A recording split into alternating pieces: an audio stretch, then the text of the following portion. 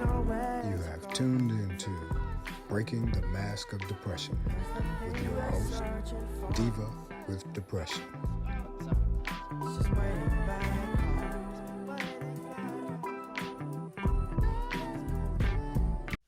Hey, everybody. Welcome to Breaking the Mask of Depression with me, your host, the Diva with Depression. I hope you guys are doing well. I hope that you found some peace this week. I hope that you're free from COVID because I hear the numbers are going up again. So make sure you protect yourself. And I won't say wear a mask because I hate wearing mine, but just be careful. Today, I'm going to talk about a topic that really is close to home. And you guys know that I have not talked much about my parents and my life with my parents, and that's because it's a touchy subject. But this subject came across my desk, and I said, well, this is a way to discuss them and tie it into today's topic. Today, I'm going to talk about parentification and adultification. Now, I had to look them up, so I know you had to look them up because I never heard those terms before.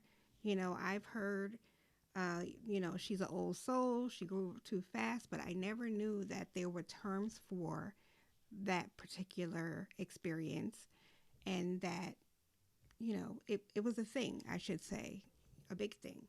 So, of course, you know what I'm going to do, right? We're going to have some Google facts. Parentification is when a child is expected to provide emotional or practical support for a parent instead of receiving that support themselves. So that means that she's an old soul. She grew up too fast. Essentially, that's what it means. Is that you have taken on the role of the adult at a young age. And there are many of us. I'm not going to, knock my parents because my generation, I, I don't know whether I'm Gen X, Y, or Z, but you did. We were latchkey kids. Our parents didn't walk or drive us to school. We drove, and I mean, not drove, but walked to school, took the bus, took the train, and we were responsible for ourselves and sometimes our siblings until our parents got home from work. So, you know, yes, that is having a lot of pressure on you at a young age, but we didn't know anything else. That's what it was. Um, but even though that was the way of our generation, that doesn't mean that it was good. It does not mean that it didn't last. It didn't leave lasting scars on us. Um, I'll have to do another episode on this, but there are just so many people, adults in my generation, that are living with trauma of all sorts. And that was a result of they had to be grown, they had to be tough at a young age. Um, some didn't receive any attention or love from their parents. And so there are lasting scars. Parentification can be a result of abuse or neglect. Um, like I said, sometimes you have to be the parent to your siblings. I personally was. My brother is 18 months younger than I am. And so that was my child.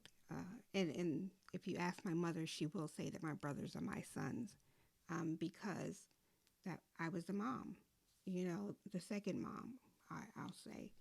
Um, Sometimes it's because parents are abusive. Sometimes it's because they're absent for whatever reason. It could be work, it could be addiction, relationships. It could be a result of poverty and a lack of resources. So you have to, take on that role. An example would be daycare or aftercare was too much. If there were not free aftercares, then you had to go home and you had to take care of yourself. And that was the case with a lot of people. Um, you're parenting your parent because they have an illness, maybe a mental illness or a physical disability, medical condition. It's just a number of reasons why you would be left to be the parent in that situation. And one of the stories that I always tell is how I started cooking at 7 years old. And I would be at the stove. My older brother had to turn on the gas. The fire, because I wasn't allowed to touch the fire, but I had to cook. And so when I tell people that, they look at me kind of funny sometimes, but that's what it was. 7 years old, you're in the second grade maybe, um, and your parents don't get home until 7, sometimes 8, and so you have to take on the task, and that's just one of the many ways that parentification showed up in my life. And it does affect your adult life, unfortunately. We'll get to that later. Some of the other things that I had to do, I had to cook dinner at a young age. Um, I had to make sure that the house was clean. I had to make sure that homework was done. And not just my homework, but my brother's homework also. I was responsible for, you know, the things, making sure that he was okay. The funny thing is, one of the funny stories is my brother and his best friend, um, the best friend, his sister and I were older, and we were friends also. And so when my baby brother and her baby brother would get into trouble, they would call us out of class to come tell us, what's going on. Instead of calling the moms, they called us. Um, and that's kind of crazy that we were responsible for these two boys, babies. They weren't babies, but it wasn't our responsibility to do that, and we still did. So, and there are different reasons for that. It could, I don't know what their situation was, but I know the situation with me is that my mom was not available. Um, and sometimes she wasn't even available when she was home. So, that's another episode. Laundry. My brothers and I have been doing laundry um, since we were very, very young. And it would start out with my older brother doing the laundry. Then it would be he and I doing the laundry. And then it would be the three of us doing laundry, but my brothers would go out, hang out while I did the laundry, and then they'd come back in time to, take it home. And if you go back and you listen to the episode where I interviewed my brothers, my baby brother, his wife said that he has an issue with laundry. She said that's one of the things that they go back and forth about. And as soon as she said laundry, I started crying, and my older brother was just silent. And, you don't think that something as simple as laundry would trigger anyone, but it triggered us. We were all three silent during the episode as soon as she said laundry, because we were just always doing, the laundry. Um, I'm not going to say that my mother never did it, but I don't remember how much she did it. I just know. And we lived on the fourth floor. So that means that we had to bring the clothes, put the clothes in the shopping cart. That's clothes for 4 people, and bring it down 4 flights of stairs, go to the laundry and wash it, then come home and bring it back up 4 flights of stairs, and then I had to put it away. Dinner, the running joke about Gen X, I think we are, is that we always had to take the meat out. Our parents would leave adult and say, make sure you take the meat out so we have something to eat for dinner. And some people just had to take the meat out. Others had to take the meat out and cook it, So, and I just want to add in this the cooking part. Yes, I have an attitude because I did it so young, but I love cooking. And so that's just, a little nugget to say that, yes, that was a bad situation, but my love of cooking came out of that situation. And I still love to cook to this day. Um, Homework. I had to do my homework. I had to make sure that he did his homework. And sometimes, as he got older, he didn't do his homework. And sometimes I would get yelled at because both of us would get yelled at because he didn't do his homework and I had nothing to do with it. But I was made, he made sure, they made sure that I did it. Um, I'm going to tell you some signs that you can see of somebody that is dealing with parentification. Responsible for your siblings and your parents. That's what I said. Um, Lack the feeling of play. And that is so true for me. Um, let's see. You, you didn't think that the family would survive without you. And isn't that something to think about at maybe 9 years old? That's not something that you think about. You anxiety and depression started young. And you guys know, if you listen to me, you know that I probably started getting depression from the womb until now. But those are things that can really trigger you and lay on you. You're the caregiver for people, and caregiving for adults. You're caregiving for people that are supposed to be caregiving for you, and that makes it really, really difficult to function. Another type of parentification, there are two types of parentification, and one of them is emotional, and one of them is instrumental or logistical. And so I'm going to give you the definition of both. Instrumental or logistical means that you are meeting the needs of your siblings or your parents by doing, daily feeding them, getting them dressed or bathing them, being in charge of cleaning, cooking, or grocery shopping, budgeting the family finances. That's what instrumental is, or logistical. When you get to the emotional part, is sometimes, and we know that this happens a lot, the parent is talking to you about adult problems, sitting there with a 10-year-old or 11-year-old, and they're discussing their relationship issues, their friendship issues, just stuff that a child shouldn't be talking about. You're comforting the parent, when things go on.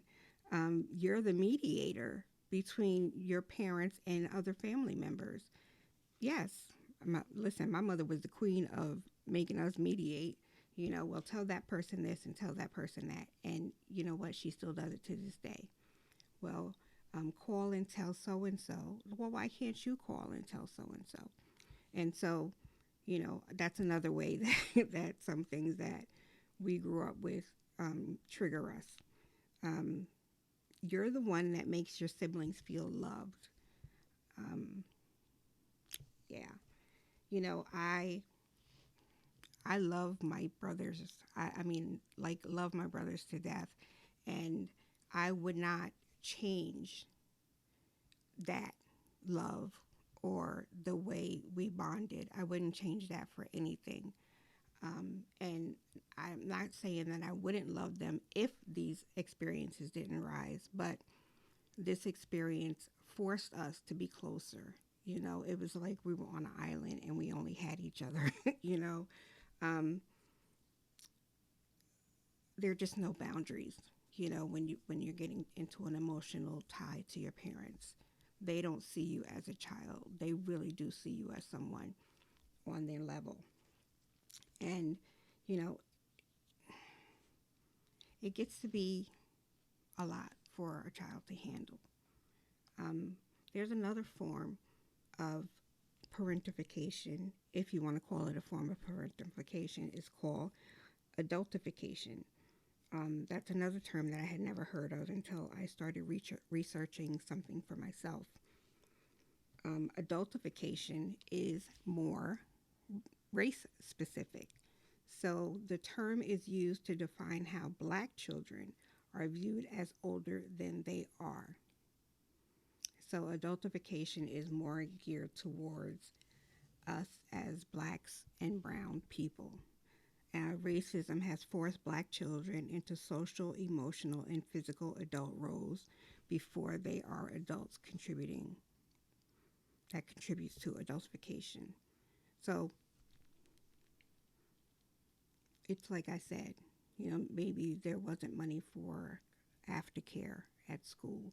Maybe there wasn't money for babysitters when your parents had to go out or they had to go to work, and they had to work. There was no way to take care of their family if they weren't working.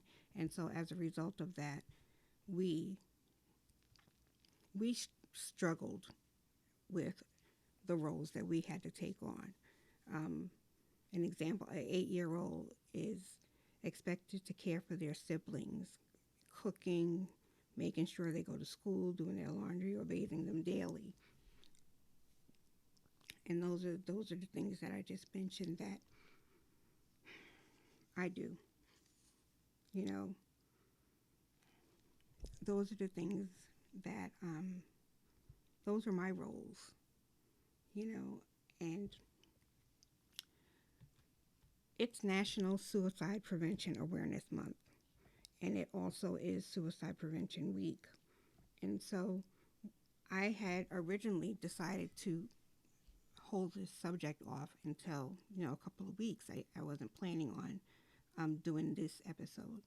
But when I thought about how parentification and adultification made me want to take my life on many occasions from the time that I was 8 years old. And I had a discussion with someone the other day, and they didn't understand that the suicide rate is extremely high for young people, and it starts at 9 and 10 years old. We see now in the news that there are 10-year-olds that are taking their lives. And so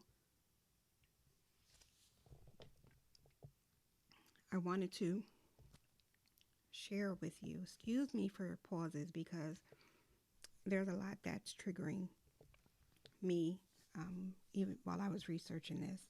And sometimes I have to take a pause because I'm trying not to cry, guys. I'm trying to be an adult. So, but I wanted to share this piece of me that related to the subject, because I think that when me being a live guinea pig, me being a live subject, sharing my experience, that helps to solidify the meaning of parentification and adultification. And so, I have wanted to die on many occasions since I was 8 years old. And there were times that I just wanted to leave. And I always tell people that suicide is not just taking their life. It's a form, they're trying to get some peace. And so, when I started having suicidal thoughts, it was, well, let's see who she's going to get to do all her stuff if I'm not here. You know, Nobody will miss me. The only thing that they would miss is that I'm doing every fucking thing. And those were my thoughts. I hate living like this. I hate having to do, like, there are times when those roles embarrassed me, hindered me. I couldn't go out with my friends. I couldn't, do things because I had to take care of the house. And I wanted to die. I wanted to be gone from that situation. I wanted to find a happier situation, a situation where I didn't have to be the adult. And that to me, at that age, that was the way to do it. And it didn't stop as I got older. Um, it probably increased because my roles started to increase. It started to get more serious because I'm getting older, but my social life is still non-existent because I had to be home or taking care of my baby brother. Um, there were times when my mom didn't even allow me to go places because um, I had to stay home and do certain chores or things. Um, and I missed out on a lot, because of that. And it didn't stop, guys. Um, and here I am, half my life, and it's still triggering and it's still traumatic to me to talk about. Um, there are negative effects, as you can see, on these with these experiences, and it does show up in your adult life. It you can live. People always say, "Oh well, work through it or get over it," but there are certain things that it's so hard to get over, but people manage, to live um, great lives while, stuffing their trauma or um, not identifying their trauma. Some people just, push through.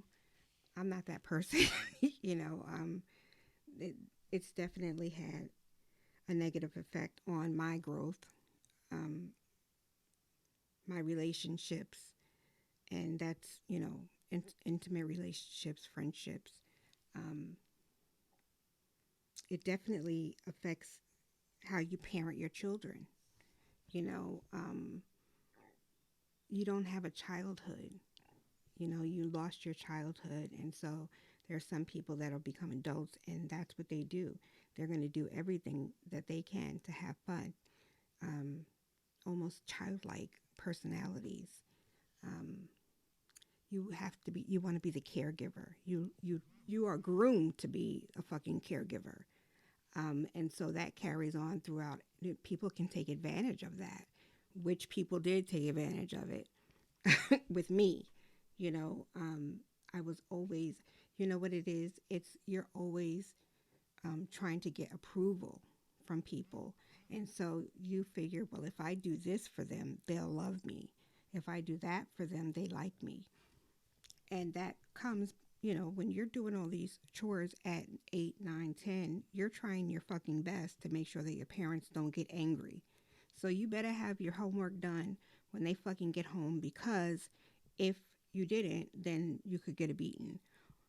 You get yelled at. So that turns into you trying to do everything the right way so you won't get on the wrong side of your parents. Um, Stuffing your emotions, social isolation, um, lack of self worth, um, feeling like you're a burden to people, um, anxiety. It's a it's a lot to have to deal with as a child, and sometimes as we get older, we still carry that with us uh, because think about it. I'm sorry. Think about it. If your parents are gone from away from you for these years, let's talk about how sexual abuse can occur because you're alone, and people know that your parents are not there and they can take advantage of that. Um, you can become promiscuous because that's how you cope with it. You're looking for somebody to love you, you're looking for somebody to appreciate you. Um, and those are things that, no, you just don't get over it. You don't. I'm sorry. It does affect how you move forward in your life. And like I said, there are some people that can use it for good, some people that can use it for bad. Um, some people that they just stuff it. And, one day the dam is going to break. I always say, if you, the more you stuff things, that when the dam breaks, and you don't know when it's going to break. Um, but I have a lot of pain, a lot of hurt because there were so many things that I didn't do when I was younger. I didn't have a childhood, um, and I am the opposite of the adult trying to fulfill their childhood. I don't know how to be fun. I don't know. I don't remember the last time that I had like a gut jumping laugh, or did something that just wowed me. Um, you miss out on a lot. Um, I messed up in high school because I was in high school and I had more friends and I had more freedom. And so I, I, I just took advantage of it. It was like, okay, well, I'm away from her. I'm not, my baby brother's not here in high school, so I'm free from that. Um, and so, trying to fulfill some childhood things um, forced me to mess up in school. And we're talking straight A student all my life. Um, and I just didn't care. I didn't care about anything but being able to hang out and have a good time and not worry. And the flip side is that yes, I caught a lot of shit. I caught a lot of flack. She was always angry at me um, if I came home late, or if I went out with my friends, or when it started to become more frequent, hanging out with my friends, that would make her angry. But I didn't think about that. I was just thinking about trying to hang out and trying to um, get some excitement going in my life. Not having to worry about cook. I had to cook dinner, but not worrying about watching my brother all day.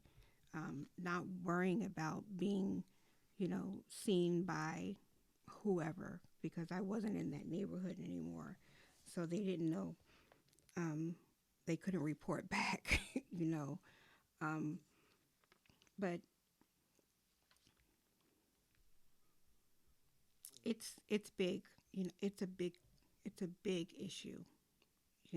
I'm hoping that now that I've shared with you what these two terms mean and how it shapes your life and how um,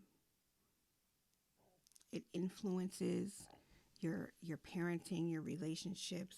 It really, really. I mean, when I read it, it really, really it made sense. Like it landed.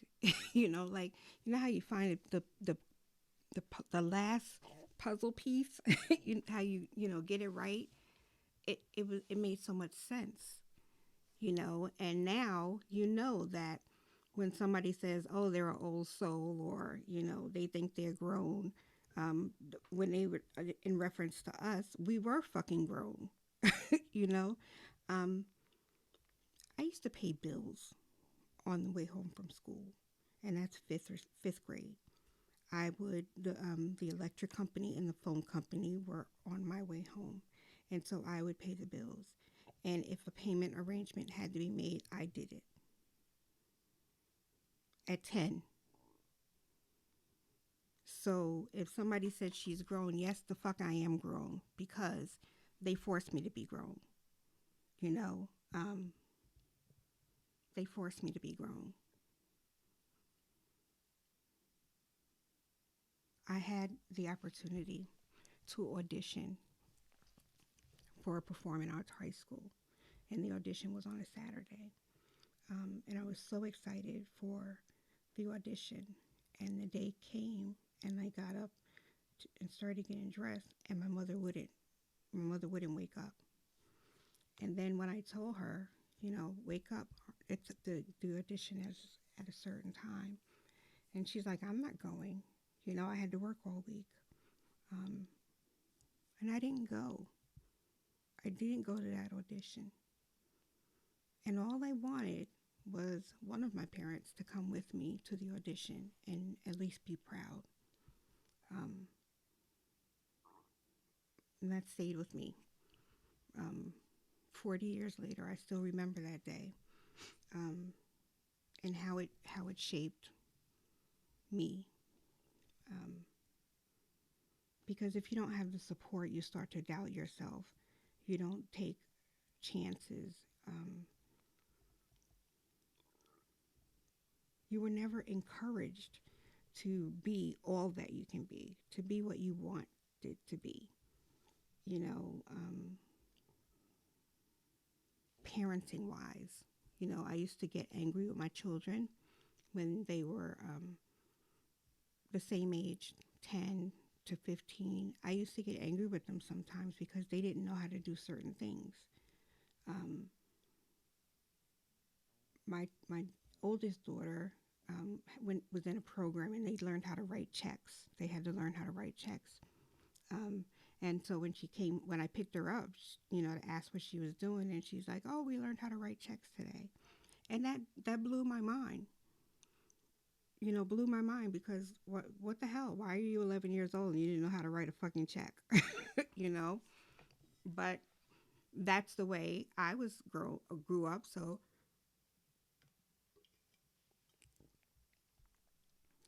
I figured that they should know how to do it. And the flip side of it is that if you grew up doing these things, you're going to do whatever you fucking can to make sure that your kids don't have the same experience. And in some cases, that's their downfall because we're not teaching them to we're not teaching them how to be brave. We're not teaching them how to be resilient. We're not teaching them to think on their feet because we are going to do everything for them and then some so they don't have to go do the same thing that we did. And so sometimes that leads to the downfall with your children. Um, but I hope that listening today and listening to my story and knowing these terms, knowing what those experiences would contribute to your adulthood, just being able to put a name on how you were feeling and what you were doing, and to know that you're not by yourself. There's a whole generation of children um, that are now adults that are struggling because of parentification and adultification. Um, that's probably all I can talk about because I'll start crying again. Because this really, really touches me. Like, this is something that um, I'm in therapy for. One of the reasons I'm in therapy for.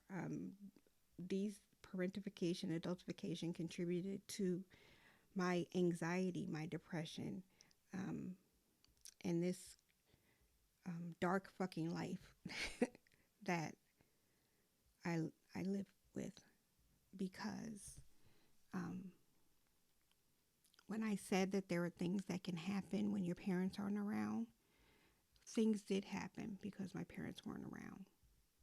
Um, and they make me who I am right now. And that is not the best person in the world. Um, and I hope to one day release those things. But as of now, they still sit with me and on me. The elephant still sits on me. The monster takes advantage of me. Um, so thank you so much. As always, I really, really hope that this helps someone. Um, I'm sorry if I paused more than once because it was kind of tough to talk about. But like I always said, I had to know that I'm not alone. And I want you to know that you are not alone. And I'm going to, of course, put the transcript or, the blog up so that you can read for yourself. And I want you to let me know. I want you to, if you have to DM me on Instagram, Facebook, email me, go to my website and leave a message. I want to know how, now that you know these terms, how and if they affected you. And maybe that can be another episode. Maybe if I have enough feedback and I have some people that have experienced this and they want to talk about it, maybe we can do a little round table. But please let me know. Listen, I know that you guys are out there and I know that a lot of you have experienced the same thing. So yeah, let me know. Thank you so much for listening. Thank you so much for supporting. I am so grateful for the feedback that I get and the love and support that I get for doing this. I love to help people. That's the caregiver thing, y'all. So I don't want anybody to live like I live. And that's why I do this. Number one. And number two is that it's therapeutic for me because it makes me get outside of my head for a little while. So thank you so much for everything. And keep rolling with me, y'all. I'm trying my best not to stop. I'm going to keep going. And let me know. I'm dead ass serious when I tell you to fucking reach out to me and let me know what you would like me to talk about. Because I'm going to research the hell out of it and I'm going to talk about it. So let me know. If you're not already subscribed to my website, then please go to divawithdepression.com. You'll find resources on my website. You will find blog posts on my website. You will find the podcast episodes. You'll also see some episodes where I was a guest on other podcasts. So go on over to my website and, look around. Leave me a note. Subscribe, please. I would love to hear from you, and I would appreciate the feedback. Thank you to Illumination Media and Technology. They are wonderful. He is wonderful. He is amazing with all of my tech things. And even when I turn my episode in late, he still gets it out. So thank you so much. I want you guys to stay well. I talked earlier about the numbers for COVID going up again, so please stay well. Please stay safe. And please, please, please find a moment of peace, even if it's for a minute. I wish you peace. You're a superhero. We're all superheroes because we're alive. And that's a wonderful thing. And that's what they tell me, but you're a superhero. You belong here. I'm happy you're here. We're going to need you to be here tomorrow. So find that peace and stay strong and stay well. Take care, guys. Bye.